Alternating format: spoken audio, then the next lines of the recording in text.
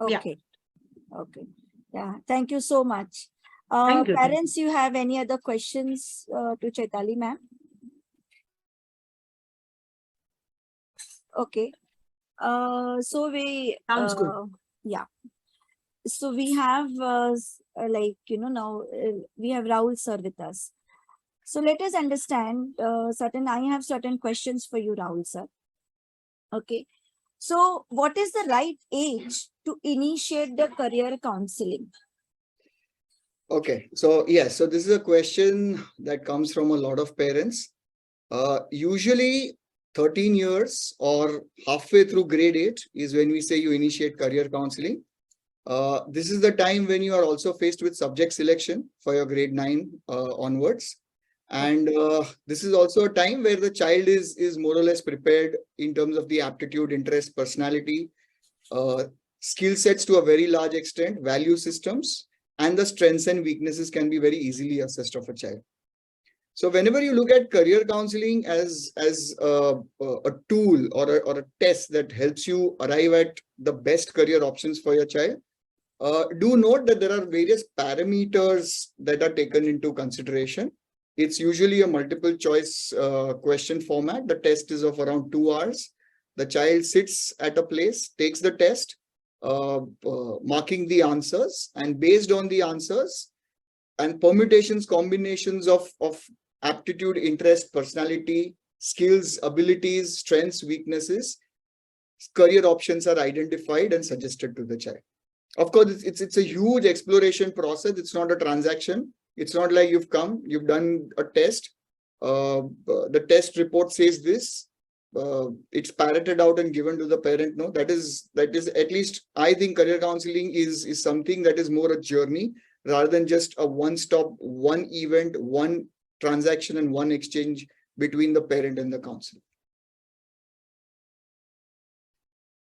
Yeah. Thank you so much. There's one more question. Should we consider study abroad post 12th or post graduation? Okay, so this is a huge open-ended question. And let me share my screen over here and try and see if we are able to answer that question with some data points over here. So I want parents to respond in the chat. Okay, just give me a second. Yeah, I want parents to respond in the chat if they know this concept that I'm going to share with you. So this is my counseling deck, which I share with the child. Okay. So parents, are you aware of this? The concept of Ikigai? Please say yes or no in the chat box. I am not aware. Not Other parents? at least for my child. Simply yes or no? No.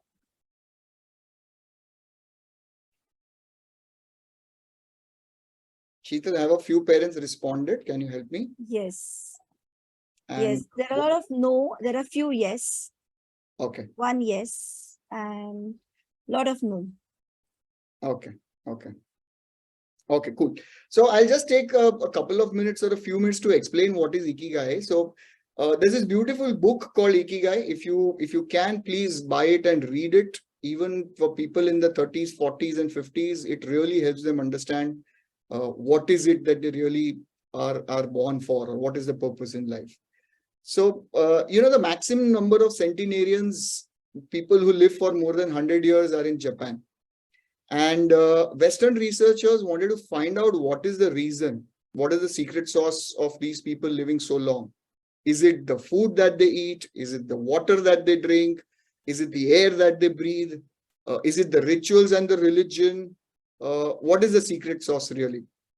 So they went and did the research, and they found out it is neither the food, nor the water, nor the religion, nor the rituals, but the focus of the Japanese on the reason for being. Mere astitva ki wajah kya hai? Which is in Japanese called as Ikigai. So the entire concept of Ikigai can be summed up in this one single image, where Ikigai is nothing but 4 circles intersecting each other, and Ikigai coming as a sweet spot in the center. So what are these 4 areas? What your child loves doing, what your child is good at. Usually we believe both of these are the same, but they are very, very different. Your child may love speaking, your child may love communicating, your child may love playing a musical instrument, but the child may not be great at it. The child may not be having some promise of doing wonderfully well in that area. And vice versa. Your child may be very, very good at, let's say, bringing the right ingredients in the dishes that you prepare in your house. That magical touch of 5 minutes, putting a little bit of this and a little bit of that. But the child may not love cooking so much. So it is important to identify what your child is good at and what your child loves doing. When both of these meet, we say that you have found the child's passion. Okay, but passion in itself is not enough to live in this world, right? We also need money. We also need the world to pay for it. And at the end of the day, we also need to be useful to the world, which gives you a sense of purpose, which gives your child a sense of you are doing something much, much larger than simply earning your daily bread or earning money. Okay, so I'll give you an example. We know climate change is a reality. Global warming is a very, very pressing issue today. We know of the Greta Thunbergs of the world and a lot of other youngsters, are very kicked about doing something about climate change. They love doing it. They are out with the slogans, with the placards, giving those huge press conferences.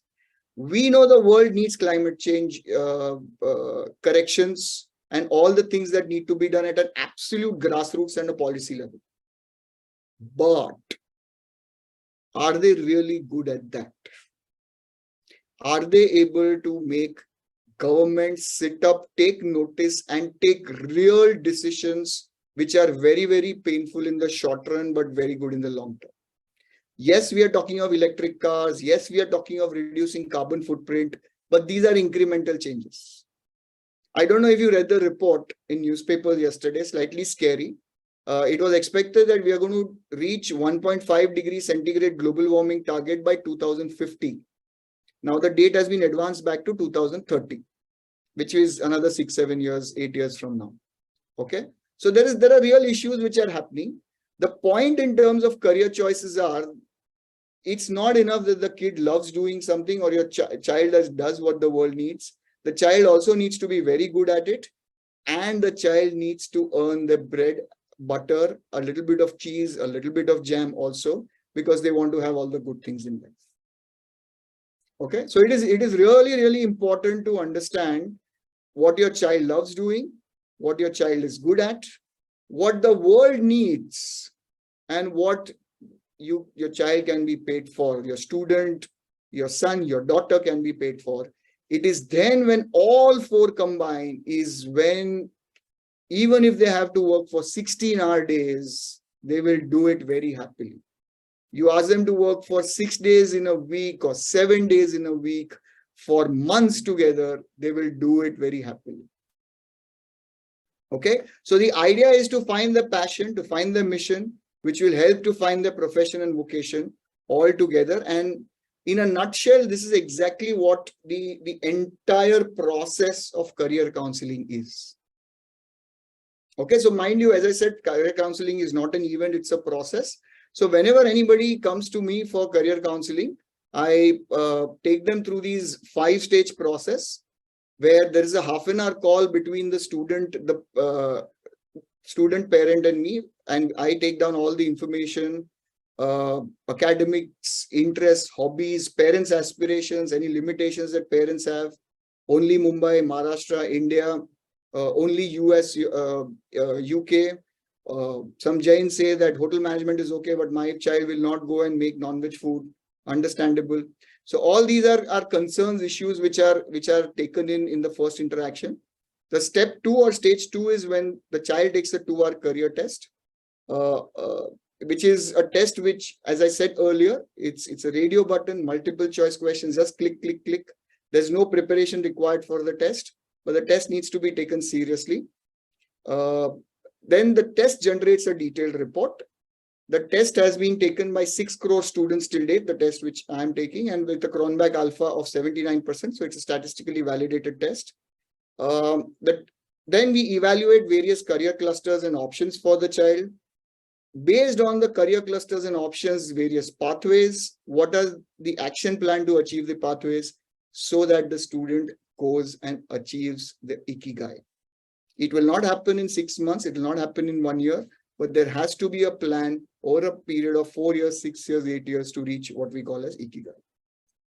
So if you notice this funnel, Sheetal, this is actually a funneling process. We start with very broad options in mind. We keep funneling it down and narrow it down. And we arrive at what could be the best suited option for the child. Okay. Lovely. Again, now after looking at the funnel, broadly speaking, if you want some data points over here, if your child is very good in verbal aptitude, language skills, vocabulary, grammar, reading, analysis, comprehension, writing, then potentially the child has good career in journalism, in writing, in being a lawyer. If somebody is good in maths, statistics, maths, which includes algebra, arithmetic, geometry, trigonometry, and a lot of other areas, then perhaps finance, actuaries, which is people who deal with the premiums on insurance and probabilities, and of course, information technology. If the aptitude for how machines work is very high, your child's understanding or natural aptitude is very high, then of course, areas where they go and work with machines. So engineers, mechanical, civil, pilot, working in the Navy, so on and so forth. If your child is very good with logical, analytical reasoning skills, of course, going and fighting it out logically in the courtroom or outside the courtroom with various proceedings. A sales guy, marketing guy, goes and convinces other people with logic. And of course, research is something which is open. Somebody is very good at thinking in terms of three-dimensional objects, is able to visualize. I distinctly remember 15 years back, around 15 years back, there was an Asian Paints ad. I don't know if you remember, where the guy is calling customer care of a paints company and asking कि मेरी बीवी को mauve color चाहिए घर पे, ये mauve color क्या होता है? So the support guy explains, sir आप visualize करो कि आप brown के अंदर थोड़ा purple add कर रहे हो, थोड़ा cream add कर रहे हो, and the guy says, how do I visualize color? Okay, so it was a smart take on why you should call Asian Paints experts. But the point here is there are people who are able to think three-dimensional. People who are able to visualize things very well. Those people who do very well as designers, interior designers, product designers, UI, UX designers, user interface, user experience designers, architects, and of course, people who make maps, so cartographers. On the interest side, again, there are various listings here. If the child is very high on investigative interest, then of course, going and reading, analyzing data, analyzing information. Child is has very high interest in artistic, then definitely all the artistic pursuits. The child likes to go and help other people, innately loves and gets fulfillment going and helping other people. Sure, you can make a lot of money over there also. Become a teacher like Chaitali, become a counselor like me, become a therapist. Enterprising, Dandewala, loves to convince the other person, loves to sell products. Go and become an entrepreneur, a business person. And people who like to stick to the tried and tested, things need to be exactly as they are, systems and processes need to be as they have been structured. Those people will make very good auditors, chartered accountants, bankers, data analysts, etc. Okay. Just one more final slide. So if you're looking at physics, chemistry, maths for your child, this is just a small listing of all the careers which are open if you picked up physics, chemistry, and maths for your child in grade 11 and 12. If you're looking at physics, chemistry, and biology, then of course, all the MBBS options, along with all the paramedics and food tech, pharmacology, forensics, etc.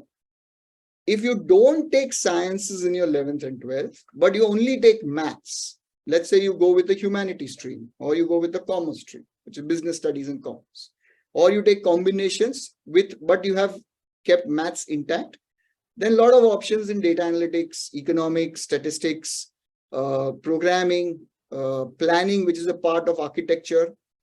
Actual science is open. Although architecture will require to have physics, chemistry, but planning with maths is good enough. And if your child has not taken either sciences or maths, don't worry, the world is open for you. Everything from humanities to social sciences to becoming a civil services person, being an IAS, IFS officer, IRS officer, doing an MBA. You don't need a science, commerce, or arts to go and do an MBA. You can do an MBA after any graduation. You can also do chartered accountancy after having no maths, doing no commerce after your 10th standard. So lots and lots of career options are open, even if your child does not have an affinity for either sciences or maths. Okay. So my simple submission is, if you're looking at these areas, please go and get a psychometric test done, a good psychometric test done, and begin the journey of your career counseling as you move ahead. Coming to your question, Sheetal, where you asked whether you should go for UG after 12th or UG after graduation. This is a $1 million question, really, because I said $1 million because the cost is also extremely high. If you look at the US, if you want to do a UG from the best universities, what we call as the Ivy League universities in US, or the top 20-30 universities in US, we are looking at roughly around 2.5-3 crores plus for those 4 years of degree over there. Okay. If you're looking at UK, we are looking at around 2.25 crores. If you're looking at Canada, we're looking at around 1.5 crores. If you're looking at Singapore, we're looking at something similar. So cost is definitely a consideration which needs to be thought about. If cost is something which you're very comfortable with, apart from that, look at your child's readiness and your child's maturity to handle himself or herself independently in a completely different culture setup. Taking care of the food, taking care of the stay, taking care of the new interpersonal dynamics that will emerge with people from all the different countries. So bachelor's is extremely expensive for another reason. US and all these Western countries have enough and more students of their own who would go and do bachelor's degree, or who would want to go and do a bachelor's degree. Masters is where a lot of them don't study, and there are a lot of seats vacant where a lot of Indians, a lot of Chinese, Taiwanese, Brazilians get in with some scholarship, some research assistantship, some fee waiver, some financial aid. And the cost at a master's level is also reasonably lower compared to a bachelor's level. If you ask me, do bachelor's in India? India has a lot of options, a lot of very, very good options which have come up in the last 7 to 10 years, which just did not exist before 2012, 2013. A lot of very good options have come up. And top it up with a master's for your child when the child goes, when you're looking at going abroad. Okay, that's really nice. Yeah. God, there's so much to know. It's a vast ocean. Yes.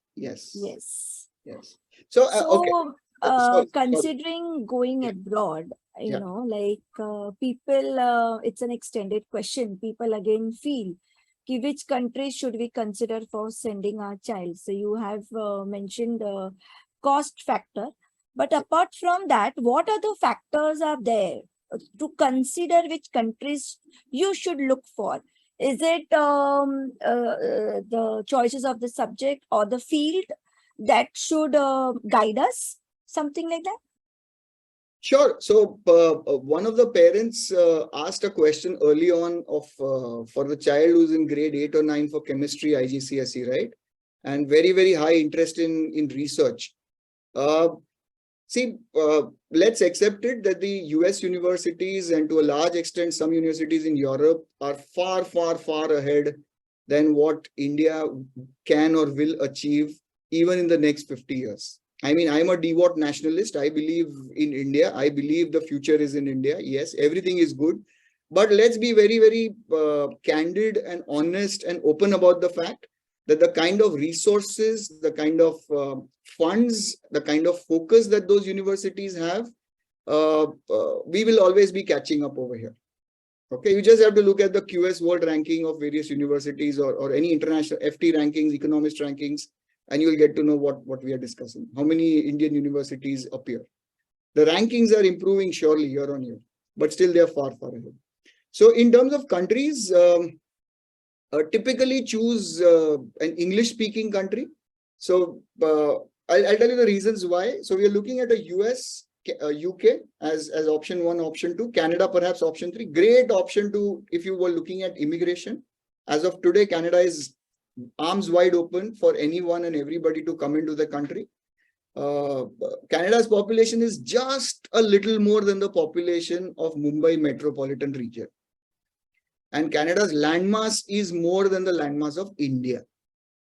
So they have so much more opportunities to grow in that country, and it is already a developed country. They want young firepower to come in with their hunger, with their willingness to work hard, make it big. And because US is becoming very dicey election after election because of the H1B sword hanging tight, you don't know whether you're in US or you're thrown out. We've recently seen what happened with Twitter employees and a lot of employees. If they don't get employment in 60 days, they have to leave the country, even if they'll be the best of the people working in that country. So Canada, from immigration point of view, is a great option, English-speaking country.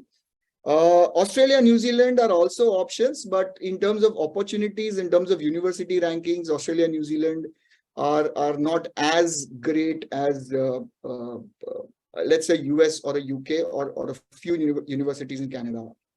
If you want to look at closer home, a lot of parents come to me and ask, how is Singapore? I say it's a great option. A 5.5-hour flight directly from Mumbai and you're there. You meet your child overnight, come back. So Singapore is also a good option. My only submission is don't go by the swankiness of the football stadium that they have or the beautiful swimming pool that they have in the college or the university. You have to go for the merit of the university, which is there. So yeah, in terms of options, English-speaking countries typically could be better options. Even in terms of culture, the acclimatization, assimilation, acceptance over there is much, much higher. The Indian diaspora is much, much bigger over there. Okay. Europe, Germany has very good institutions. A lot of German universities teaching in German are providing courses for almost free. Very good in automotive engineering, very good in a lot of engineering and other sciences. But it's Europe, all said and done, is an insular society. Okay, so there is racism. There is a little bit of a we are white, we are Gora, and we are above. Although it's there in US, UK also, but it's much manageable compared to a Europe, which is a much more insular society. So the child will face that much more challenges and that many more constraints in terms of making it big with the support group and with the team and settling down post the bachelor's or the master's. Hong Kong was a great option once upon a time. Not so today. Hong Kong is highly avoidable for various reasons. China, of course, is one reason, but a lot of other challenges are there in Hong Kong. So, okay, you mentioned about some rating, right? So, can you just again, which rating? QS Word rating and economic one is QS rating. Second is the FT rating. There is a US Newsweek ratings which comes out. You just have to look at rankings of universities internationally. Economist comes out with ratings for universities and business schools. There are different ratings which come out. They differ in the ratings and rankings because they use very different parameters to check. Quantitatively, they put different parameters in terms of how many PhDs have come out, how many research citations have happened for the papers. Placements is one of the criteria. In Indian ratings, if you look at ratings within India for Indian universities, placements usually takes up a huge chunk of the weightage in the rating. Okay, which is okay, but there are a lot more things in ratings which needs to be taken care of. So the composition of the international audience, what is the percentage of international students in the class that the university is taking? How many international faculties of international passports are there, or who come from different countries who are coming and teaching there, research scholars teaching. So a lot of emphasis on research in universities abroad.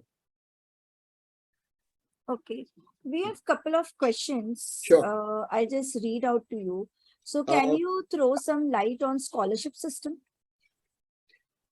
okay, so with respect to what? Scholarship with respect to, are we looking at India? Are we looking at abroad? What are we Both. looking? Both.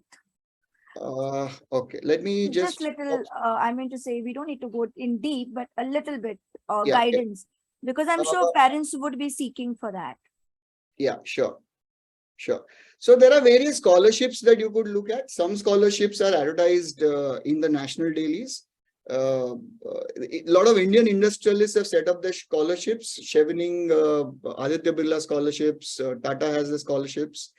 Then there are what they call as need-based scholarships from universities.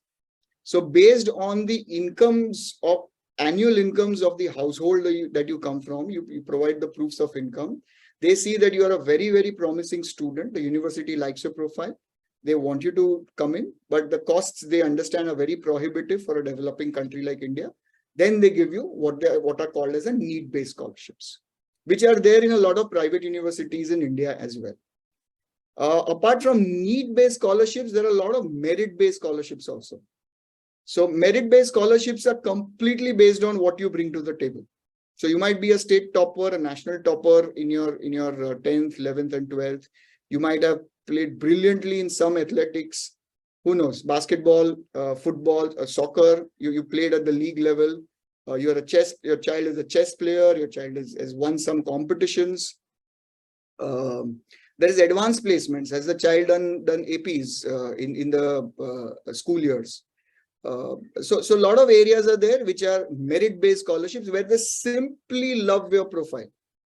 And there are students who've got 100% fee waivers on the tuition fees in places like Wharton and Stanford also. Of course, these are completely outstanding students, and the examples are far and few in between. But apart from scholarships, I would strongly suggest you look at what is called as RAs and TAs. Okay, there's a concept of research assistantship and teaching assistantship.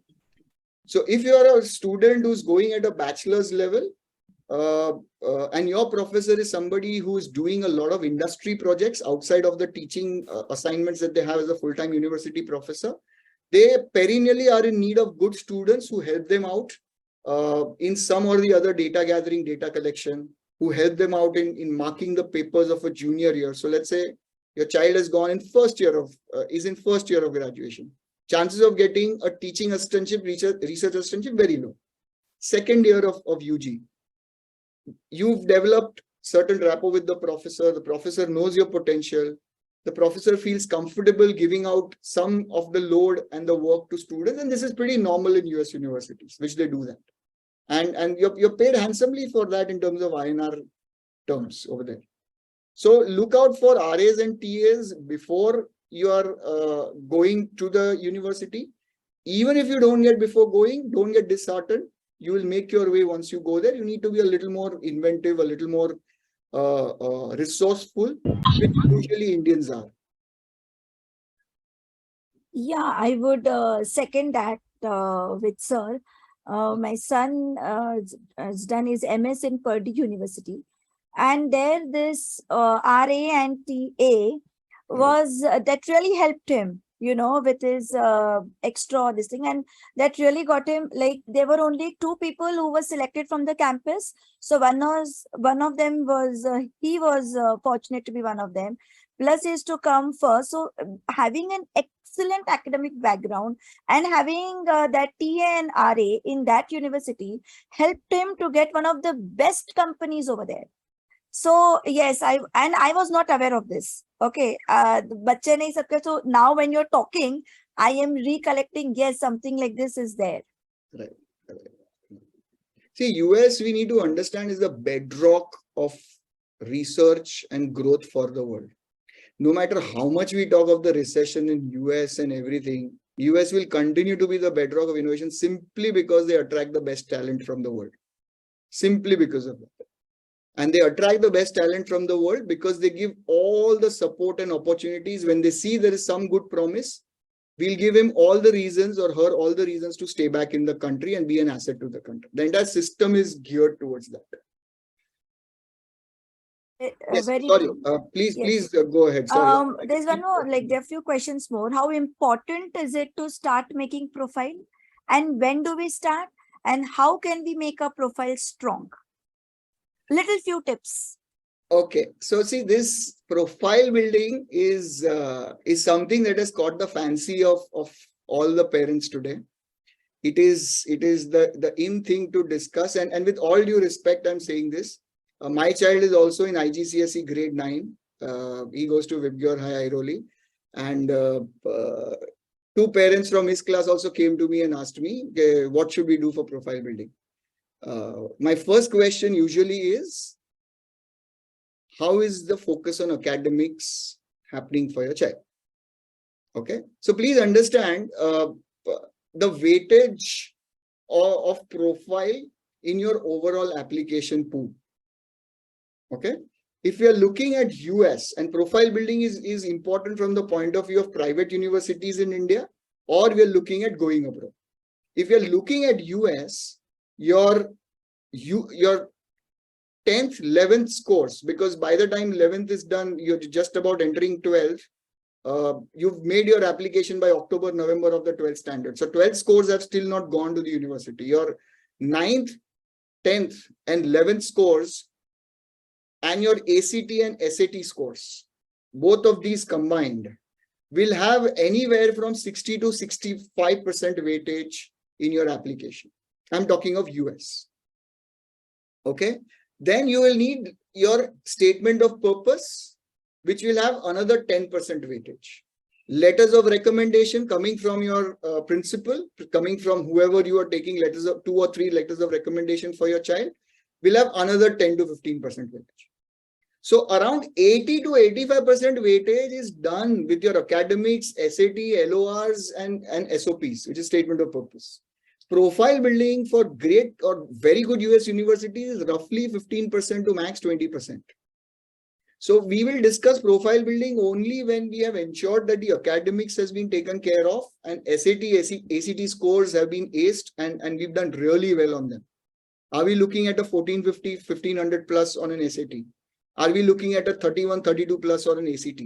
Okay, SAT is out of 1600, ACT is out of 36.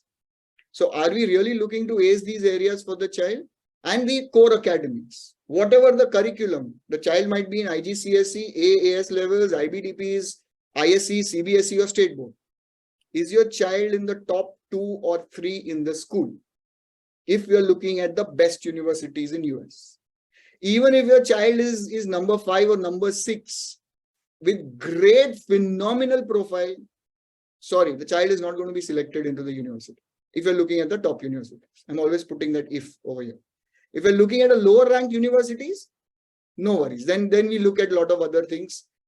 And there are very, very good universities. Out of 3,000 universities in US, there are 200 very, very good universities in US, plus or minus 10, 20, which we can send, which you can look at sending your child to.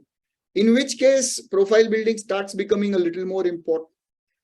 You look at 3 things in profile building. One is a leadership skill or quality that the child has come out with. Second is an impact work that the child has done.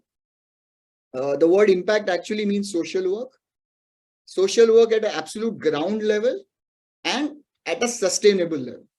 So it's not just a photo op that the child has done or a video of 5 minutes. Look, I've given books and I've given food packets. Nice, good. But what has been the impact? Is it just a food for one day? Have you structured or sustained a system around it, crowdsourced, so that people are fed at least once a week or once a month or once a year or whatever you've done? Is there a long-term vision in the social impact which is done? Okay, that is the second thing. And third thing is something that the child is extremely kicked about. Some hobby, some extracurricular activities, some competitions. It could be AMC, American Math competition. It could be, as I said earlier, AP, advanced placement subjects, which the child has aced. It could be some research project that the child has done even at a school level. It might be secondary research. Universities love people coming with research background. Okay, because they hardly find students come from them. So even if some level of research is done, that would help. Okay, so leadership, impact work, which is social work, but something which is sustained on an ongoing basis, and something that they are very, very kicked and passionate about. Athletics, okay, competitions, any other areas. Which I'll give an example. There was a child who adopted 10 villages in Latur and went and worked there for 2 months. Okay, beautiful profile, got selected in the top 10 in US. So there are examples and examples of people who've done different things over here. Okay, I remember another counselor sharing with me that there was a child from Kolkata. We Indians are very bad at documenting things. We love to talk. As Amartya Sen has written the book, we are the argumentative Indians. We don't document a lot of things. This child had gone and documented certain processes about I'm missing the theme right now, but she documented certain processes. Wharton loved it, said, very good. You've got a skill which is very, very different. Come, we want you at a UG level. So there are different things we can look at, and it cannot be one size fit all for all the students. It's good to know things at a very broad level, but we need to customize it and map it for your own child based on his or her own capabilities, strengths, weaknesses, and then match it to the universities that you're applying to. Oh, lovely. Okay, there are a few more questions. So should we go for integrated for G or NEET, JEE or NEET in 11th and 12th, or should we prep along with IBDP or A levels? Okay, so again, a very, very important question. If you are seriously looking at a NEET or a JEE, which means we are looking at India for your child, and we're looking at first preference being an MBBS or an IIT Bombay, IIT Delhi, usually Com Science is what we are looking at for your child. It's going to be very, very taxing for those 2 years, 11th and 12th. I am personally mentoring a child right now. He's in IBDP, grade 12. I'm mentoring him for his extended SS and TOK. And trust me, he's finding a lot of challenges just to focus on core IBDP right now. And so are a lot of other kids. So A levels and IBDP by themselves are extremely demanding programs. You top it up with another super demanding pan-India entrance exam where the stakes are extremely high and the talent is even higher. I don't know if you know this, JEE has been termed as the most difficult exam to be cracked in terms of the difficulty level of paper, and most difficult exam to crack and get into a good IIT in terms of the acceptance ratio. On both counts, JEE is much, much tougher. And MBBS, you already know the story, right? Some 80,000-90,000 odd seats in general open category, pan-India, and you look at the number of applicants, it's quite heart-wrenching, really. Ukraine was a very good option for Indians going. Unfortunately, Ukraine's gone, and a lot of other European countries, including China, which was another good option, are now being questioned. Okay, so I would, if I don't want to make my child's life miserable, if I don't want to, I'm sorry to use that word, if I don't want to push the child completely on the brink and say either Elon Musk or nothing, because Elon Musk is somebody who is able to do 10,000 things at one go and still survive. Okay, so if you are really wanting to do justice to the entrance exam, where I believe JEE and NEET are much, much bigger than your A levels or IBDP, because the objective is to stay in India, and objective is to get into that very, very professional engineering or medicine course, then it would be horse sense. It would make sense to let the child focus on the entrance exam, and therefore perhaps integrated might make a lot more sense. Okay, or prep for those entrance exams along with a state board. Okay, because ISC science is also equally demanding. I don't know if there are any ISC parents over here. but 11th and 12th ISC is equally demanding in science. So, and unfortunately in India, we have got this culture of tuitions even for academics, when we know the entrance test is the priority. So where all are you going to ask the child to focus on? Okay, so I don't know if I've answered the question, Sheetal. If the child needs help, the child is weak, definitely sure you need tuitions. Okay, Chaitali is there to help. Definitely, yes, that's something important. But when it's an entrance test that we are talking about, then let's be realistic about the child's capabilities. If you think a child is closer to becoming a Marvel comic superhero, surely put him in for both the things. I'm sorry, but I have a very strong opinion on this. So you recommend if the child is really good in academics and would want to stay in India, and would want to pursue this career, then should jump into this. Shouldn't be forced by parents, right? Yeah, see, understand the child doesn't know. The child only knows the world as much as you've shown him or her, or what he or she has heard outside, right? And that is why you go and meet, as parents, you go and seek out help from experts outside. My only submission is have a very realistic assessment and check whether NEET and JEE are real options, focus options, or they are, by the way, ho gaya to theek hai, nahi hua to chhod denge. If they are real options, if they are serious options for you, then all the energies need to be put there. If they are theek hai, if it works, it works, it doesn't work, it doesn't work, then we know it's not going to work. Then we as well let the child focus on A levels and IBTP. Because those tests, the people who are preparing for those tests are preparing with all their focus and all their bandwidth or energy that they have. There is a web series on that, Quota Factory. Please watch it. Please. And all parents should definitely watch it. Ki how much stress a child goes through, and wo an academy mein admission lene ke liye, oh my God, and then where the child lands. And there's only very intelligent child who can really pick up things fast is going ahead. उनको खुद को ही नहीं पता है कि वो क्या कर रहे हैं. A real nice web series. It's free on YouTube. The first series is free on YouTube. Please go and watch it. Strongly, thanks for bringing it up, Sheetal. Strongly recommend go and watch it.